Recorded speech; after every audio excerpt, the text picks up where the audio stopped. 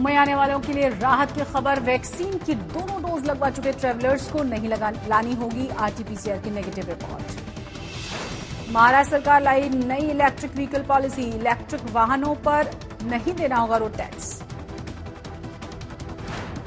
बहन को कैबिनेट में जगह न मिलने से नाराजगी के बीच बोली पंकजा मुंडे, नहीं चाहती हूं धर्म युद्ध, प्रेशर टैक्टिक्स इस्तेमाल करने से किया इनकार। मुंबई में आज लगातार चौथे दिन 500 कम आए हैं कोरोना के केसेस, 8 मरीजों की हुई है मौत। एंजिला केस में आरोपी और मुंबई पुलिस के पूर्व अधिकारी सचिन वाजे ने ईडी को दिए बयान में कहा,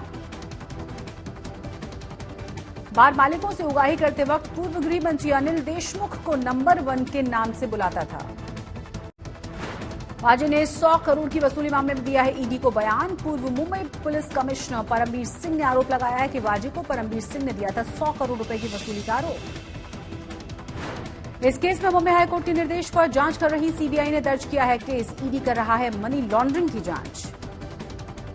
2 दिनों के दौरे पर गोवा पहुंचे अरविंद केजरीवाल, संगठन के कामकाज की करेंगे समीक्षा। नासिक के करेंसी नोट प्रेस में 5 लाख रुपए के नोट गायब होने की से हड़कंप मचा। पुलिस ने केस दर्ज करके जांच शुरू की। शबाना आजमी हुई हैं ऑनलाइन ठगी का शिकार।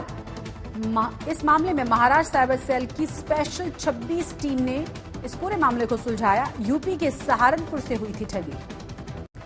शबाना आजमी ने की थी ऑनलाइन शराब ऑर्डर, पेमेंट के बाद भी नहीं हुई थी डिलीवरी। साइबर क्राइम सुलझाने के लिए बनाए गए थे स्पेशल 26 में शामिल आईआईटी ग्रेजुएट्स भी थे। ये साइबर स्पेशलिस्ट बैकलॉग केसों पर भी काम करेंगे। 2017 से दर्ज हुए करीब 8,500 केसों में से करीब 950 केसों को सुलझा चुके हैं। चंद्रपुर में दर्दनाक हादसा हुआ। जनरेटर के धुएं से 6 लोगों का दम घुटा। मृतकों में एक नव दंपति भी शामिल था। 15 दिन पहले हुई शादी।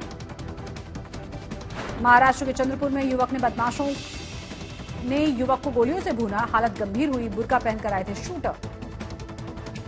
पुणे में जमीन विवाद में 2 लोगों पर तलवार से जानलेवा हमला। दिन दहाड़े तलवार लहराते हुए बदमाशों का वीडियो वायरल हुआ। 6 लोगों पर केस दर्ज।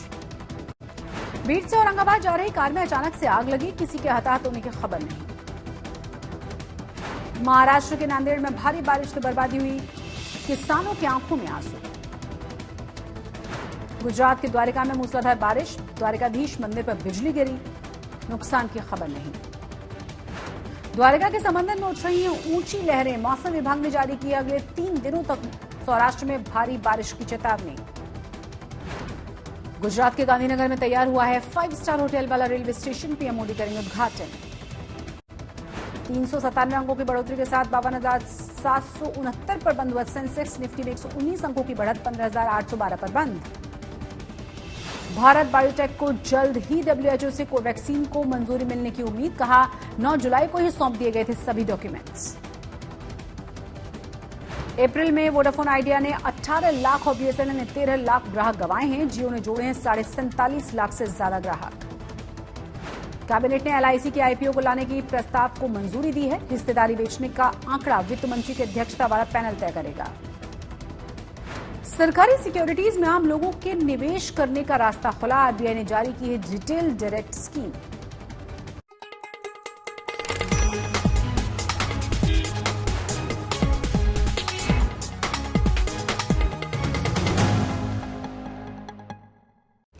नमस्कार, आप देख रहे हैं आज तक और आपके साथ मैं हूं शशि तुषार शर्मा।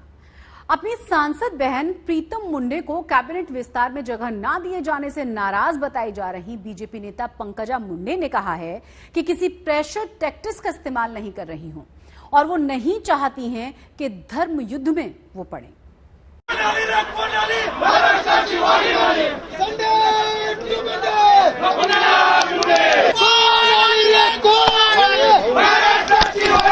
बीड़ से सांसद प्रीतम मुंडे को हाल ही में हुए कैबिनेट विस्तार में जगह न मिलने पर रह रहकर मुंडे समर्थकों का गुस्सा बाहर आ रहा है। आज वो मुंबई में पंकजा मुंडे के दफ्तर के बाहर इकट्ठा हुए।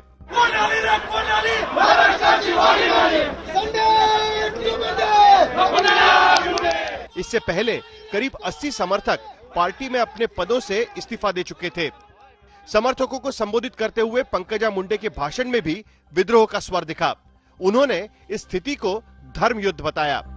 या नियतीने मुंडे साहेबांना दिलेली सत्ता ही सामान्य माणसाला दिलेली सत्ता होती. माझं भांडण नियतीशी आहे. ती सत्ता खेचून आणून मी तुमच्या पायाशी अर्पण केल्याशिवाय शांत बसणार. माझा नेता मोदी, माझा नेता अमित शहा, माझा नेता ज्यांना मला आज सांगायचंय की मी काय करते काय नहीं, ते आता जेपी नड्डा है. पंकजा के रडार पर देवेंद्र फडणवीस थे, जिनका उन्होंने नाम तो नहीं लिया. पंकजा ने साफ कहा कि उनके नेता मोदी, शाह और नड्डा है. पंकजा ने एक तरह से सधे हुए अंदाज में पार्टी को धमकी दे दी और कहा कि वो सही वक्त पर सही फैसला लेंगी. करायला प्रस्ताव पाठवला होता राज्याच्या नेत्यांनी पंकजा मुंडेंना केंद्रात मंत्रीपद द्या. मी नकारलं ते मंत्रीपद.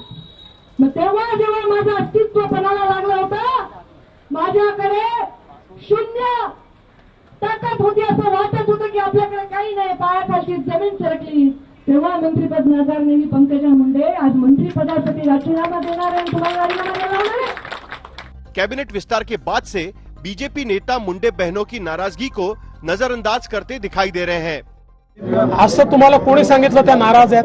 कृपा करून अभिनंदन नाहीये. कृपा करून कारण नसताना त्यांना बदनाम करण्याचा प्रयत्न करू नका. भारतीय जनता पक्षामध्ये माननीय आमचे सर्वोच्च नेते निर्णय करत असतात. दरअसल बीजेपी ने राज्यसभा सांसद भागवत कराड़ को कैबिनेट में शामिल कर लिया, जबकि बीड लोकसभा सीट से सांसद प्रीतम मुंडे कैबिनेट में मंत्री पद की दावेदार मानी जा रही थी. कराड़ भी मुंडे की तरह वंजारी समुदाय से आते हैं. माना जा रहा है कि कराड़ को मंत्री बनाकर पार्टी ने नई लीडरशिप पैदा करने का संकेत दे दिया है. अपने नाराज कार्यकर्ताओं को संबोधित करते हुए पंकजा मुंडे ने आज महाभारत के उदाहरण तो खूब दिए. आने वाले दिनों में पंकजा मुंडे अभिमन्यु के जैसा ये चक्रव्यूह भेजती है या फिर अश्वत्थामा जैसे अपने जख्म लेकर पार्टी के भीतर ही रहती है, ये देखना दिलचस्प होगा. कैमरामैन सचिन सावंत के साथ कमलेश सुतार, मुंबई आज तक. महाराष्ट्र में इलेक्ट्रिक व्हीकल सस्ते होने जा रहे हैं क्योंकि महाराष्ट्र सरकार का लक्ष्य है कि साल 2025 तक महाराष्ट्र में रजिस्टर होने वाले 10% वाहन इलेक्ट्रिक हों. इलेक्ट्रिक वाहन खरीदने पर रोड टैक्स में भी छूट होगी और इंसेंटिव भी दिया जाएगा. प्रदूषण कम करने के उद्देश्य को ध्यान में रखते हुए पर्यावरण मंत्री आदित्य ठाकरे ने बताया है कि अप्रैल 2022 से सभी बड़े शहरों में खरीदे जाने वाले या लीज पर लिए जाने वाले व्हीकल इलेक्ट्रिक होंगे. मुंबई, औरंगाबाद, पुणे, नागपुर और नासिक जैसे शहरों में पब्लिक ट्रांसपोर्ट को 25% तक इलेक्ट्रिक करने का भी सरकार का लक्ष्य है. आदित्य ठाकरे ने बताया कि चार्जिंग स्टेशंस पर भी सरकार काम कर रही है और मुंबई में 1500 चार्जिंग स्टेशंस लगाने का सरकार का प्लान है. चार्जिंग अपने दफ्तरों की जगह हो, अपने घरों के नीचे हो, घरों के आसपास हो, तो उसमें ज्यादा फायदा हो सकता है. चार्जिंग का समय जो है, मैंने जब इसमें देखना शुरू किया था 2012 में, तब 8 घंटा था. अभी बीच में वो 3 घंटा, अभी 1 घंटे पे आए. अभी बूस्टर चार्ज भी मिल रहा है, जैसे हमारे फोन को एक एडिशनल बैटरी मिल जाती है, वैसे भी कई प्रोड्यूसर्स ने शुरू कर दिया है. तो चार्जिंग ये बड़ा मसला नहीं रहेगा, क्योंकि जैसे टेक्नोलॉजी और इसकी जरूरत बढ़ते जाएगी तो इस पे सोल्यूशंस तो बिल्कुल आते जाएंगे. काफी गाड़ियां ऐसी भी बन रही है जहां रूफटॉप सोलर है, शायद वो भी आ सकते. तो ये काफी चीजें हैं. मुंबई के बड़े अस्पताल में काम करने वाला साइकोलॉजिस्ट ड्रग केस में गिरफ्तार किया गया है. आरोपी अपने घर से एक बेकरी भी चलाया करता था और उसमें चरस, गांजा आदि भरे हुए केक बेचता था. जांच चल रही है कि कहीं ये अपने पेशेंट्स को वो केक लेने की सलाह तो नहीं देता था. देखने में तो ये बड़े स्वादिष्ट केक और ब्राउनी मालूम होते हैं, पर इनकी असलियत बहुत डरावनी है. एनसीबी ने छापा मारा तो खुलासा हुआ कि साउथ मुंबई के एक घर से चल रही इस बेकरी में रखे 10 किलोग्राम केक में हशीश पड़ी थी और इस बेकरी को अपने घर से चला रहा था एक प्रोफेशनल साइकोलॉजिस्ट रहमीन चरनिया, जो साउथ मुंबई के एक बड़े नामी अस्पताल में काम करता है. 25 साल का चरनिया अपनी बेकरी में ग्राहकों को गांजा, चरस और हशीश मिले हुए केक बेचता है. नशीले केक बनाने का आइडिया आरोपी को एक वेब सीरीज से आया और इंस्टाग्राम जैसे सोशल मीडिया प्लेटफॉर्म के जरिए ये अपने क्लाइंट से ऑर्डर लेता है. नेटवर्क से जहाँ पर उसके लिंक्स थे, जहाँ से वो ऑर्डर लेता था और उसके बाद में पेमेंट भी उस जरिए ये बंदा लेता था. एनसीपी के मुताबिक आरोपी कॉलेज के दिनों से ड्रग्स के धंधे में है और ये ड्रग मिले केक और ब्राउनी ज्यादातर पार्टियों में सप्लाई करता है. ऐसे केक और ब्राउनी खाने से दिमाग पर सीधा असर पड़ता है जो 8 से 10 घंटे तक रहता है. ड्रग मिले हुए केक सप्लाई करने का एक फायदा ये भी था कि इससे पकड़े जाने का खतरा कम हो जाता है। उनको लगता है कि काफी इजी हो जाता है और सेकेंडली इसकी जो डिमांड है काफी क्लोज सर्कल में डिमांड है इसकी, और इसके क्लाइंटेल भी काफी लिमिटेड क्लाइंटेल है, लेकिन इसकी जो पोटेंसी है वो स्मोक से कंजम्पशन से काफी ज्यादा है। एनसीबी के मुताबिक आरोपी से बरामद हुई ड्रग की अंतर्राष्ट्रीय बाजार में कीमत करीब 10 करोड़ रुपए है। दक्षिण मुंबई और पश्चिमी मुंबई में अक्सर पार्टियों में रहमीन चरनिया के ये केक सप्लाई होते हैं। एनसीबी के अफसर अब ये पता लगाने की कोशिश कर रहे हैं कि वो कौन से क्लाइंट्स थे जो रहमीन चरनिया से ये ड्रग्स बने केक लिया करते थे। कैमरा पर्सन किरण सबकाल के साथ दिव्येश सिंह, मुंबई आज तक। अभी बड़ी आबादी का वैक्सीनेशन नहीं हुआ है और वायरस अपना रूप बदल रहा है। संक्रमण फिर से बढ़ने लगा है। महाराष्ट्र में तो लग रहा है कि दूसरी लहर ठीक से गई ही नहीं है। ऐसे में कोरोना को लेकर लापरवाही बरतना, प्रोटोकॉल का पालन नहीं करना जल्द ही तीसरी लहर से हमारा सामना करवा सकता है। साथियों, हमें कोरोना वायरस के हर वेरिएंट पर भी नजर रखनी होगी, क्योंकि ये बिल्कुल बहुरूपिया है, बार बार अपने रंग रूप बदल देता है और उसके कारण हमारे लिए भी चुनौतियां खड़ी करता है।